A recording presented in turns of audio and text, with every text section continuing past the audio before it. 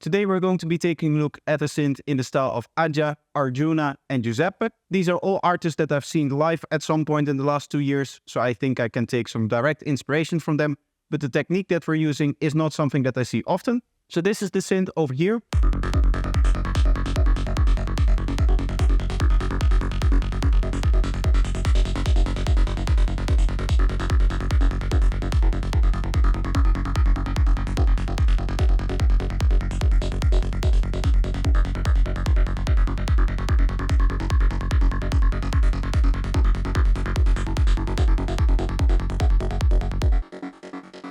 Now for the synth, you might have expected some really crazy FM setup or some really crazy stuff using the tone spec, for example, because you can hear all of these different kind of textures. It's not your standard kind of particles with a bandpass on it. It is something a little bit more complex. And that is actually achieved using PhasePlant and more specifically their sample engine. Because yes, this is actually based upon looping samples. And the way that that's done is with a very specific length value. So what is essentially happening here is that we're using the length to tune the sample. So this is going to be sample dependent. And then we're just randomly modulating both the offset and the start of the loop, meaning that both the starting position of the playback is going to vary together with the loop. And because we're using the same modulation, both of those two are going to be tied to each other. So they're always going to happen in the random spot, but both the playback and the start of the loop is always going to be in the same spot. Meaning that if we play this, you can just see the loop and the starting position moving around randomly.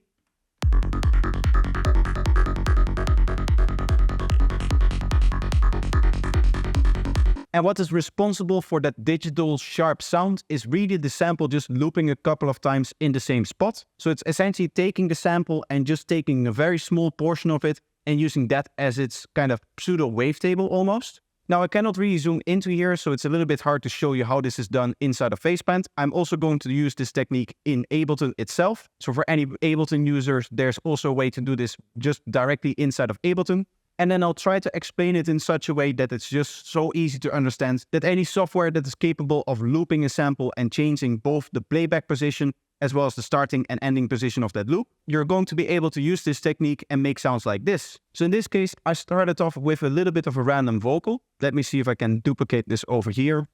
Let's actually put it inside of the envelope here. And let's turn off the loop so that we can just hear what the sample sounds like on its own. Let's temporarily set this to lane 3. So the bass sample is just, as I said, a random vocal loop. For your destiny. What you're essentially looking for is any sample that has just varying tonality over time. And the vocal, of course, is a really good way of doing that because of the different mouth movements and whatnot. You're going to get a quite large collection of random tones, even in a smaller vocal like this. So that in the looping without any of the effects is just going to sound like this. As you can hear, for every note that I'm triggering, we get a random tone. And that's because this random is set with a hertz value of 0. So it's only going to change its random position whenever a new note is played. Meaning that in the MIDI, we need to play very short 16 notes. You can, of course, also do that with one long note and something like an arpeggiator. But this patch essentially plays one note per tone. If you want to change that, if you want to just hold down one note, what you could also do is set this to sync mode and 1/16.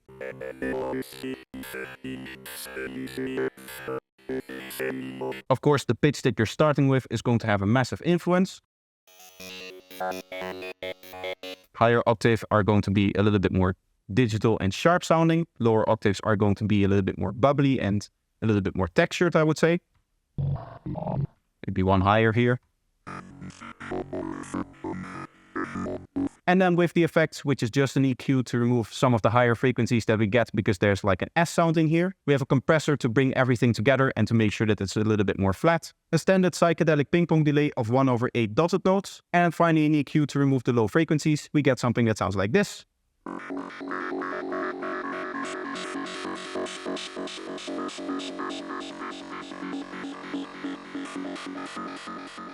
Now to make something similar from scratch, let's first do it inside of PhasePlant so I can show you how it's done there. What we want to do, of course, is open up our sampler here.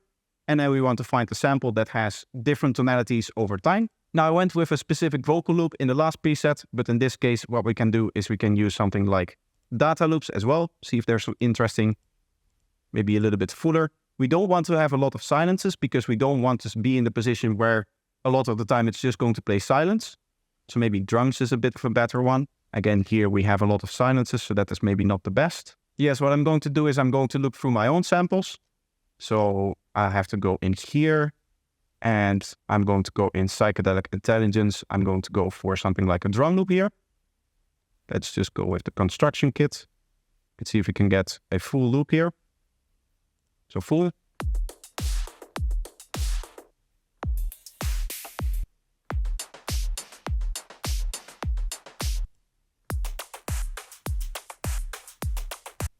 Maybe something like that. Of course, the speed of the loop is going to depend on what key we play.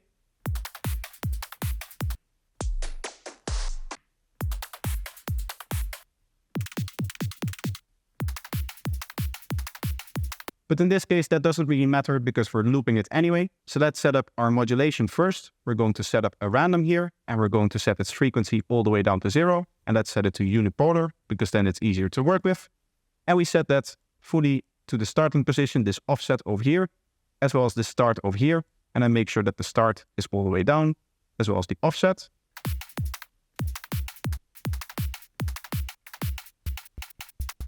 Now we still need to set a length. Let's set the length very, very short like this. And we can start to hear something, but we can hear that it isn't really tuned to the key of our track yet.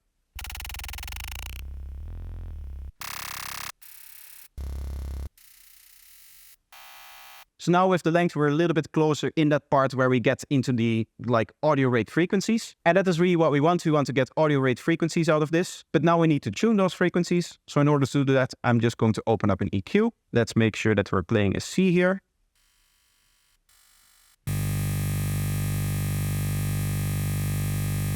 And this is currently in G sharp. So what we can do is we can just set the root note to G sharp.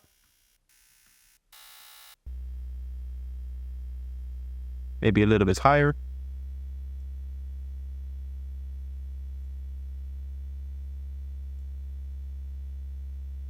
Something like that.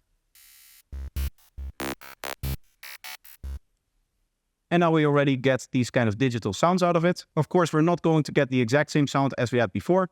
What I am going to do is heavily compress this.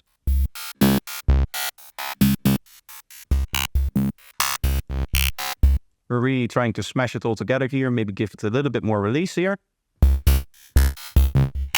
Let's remove those lower frequencies that we don't really want using slice EQ by just having a high pass over here.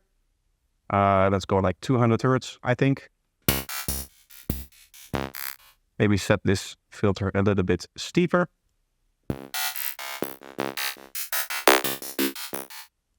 That is cool. Then we can add our delay. Let's go sync here, set the panning all the way up so that we get a ping pong effect together with the bounce. And then we'll raise the feedback a little bit.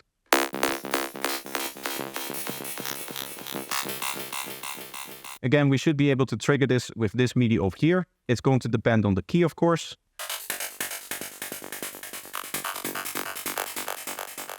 So here we get a little bit of a lower, sharper sound out of it, which is nice. What I don't like is the amount of clickiness that it has at the start, so I'm just going to raise the attack up a little bit.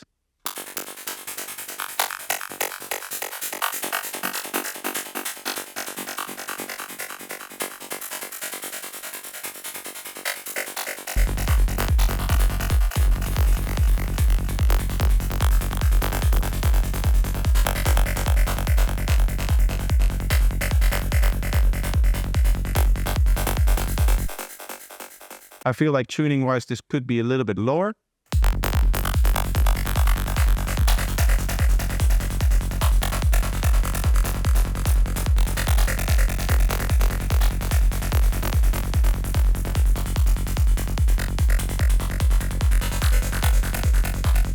Something like that.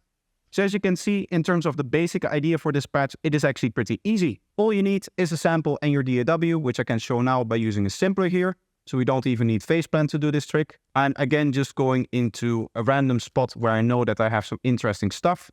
Mainly, again, just looking for something that has a lot of different tonalities to it. So maybe a long vocal like this will work. See, I like how you do it, baby, but I can really show you how to move it, baby. Sweat dripping off your body real hot in the party. Now in here, again, what we want to do is we want to turn on the looping functionality. And here we're going to use the length parameter.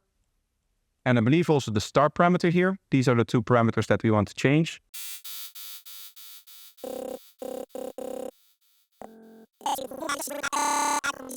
So here we only have to modulate one single parameter actually, because this is both the start of the playback and the loop itself.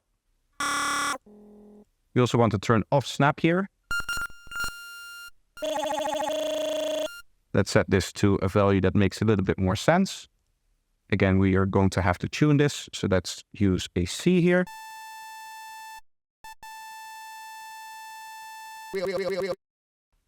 0.2 maybe. And that is actually exactly right, so that is very nice. You can play it an octave lower to get lower variations, depending on what you want, of course. And now we just need to randomize the starting position here. So we're going to put this all the way down and map an LFO to it. And then we're just going to set this to random, 60 notes for our particles. Nice, I like the sound of that. Let's add a delay. And before that, I'm going to add an OTT so that it's a lot more balanced and a lot more glued together. OTT can introduce a lot of lower frequencies, so let's use this EQ over here to remove those.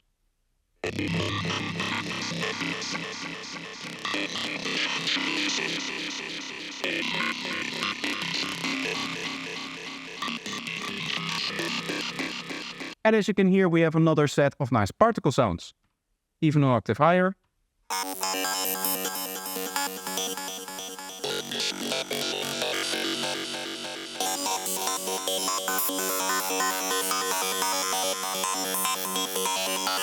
You can imagine that you can get some really cool sounds out of that. Now, if you want to take all of these 3 patches and use them in your own track, of course, 2 of them are going to be available in PhasePlant and 1 of them is going to be available only in Ableton. But if you want these 3 patches, you can find them over on my Patreon page, which is a great way to support the channel. Another way to support the channel is by watching some more of my content, so I'll leave 2 videos up on the screen for you to choose from. So just pick one and enjoy, and I hope to see you in the next one. Bye bye.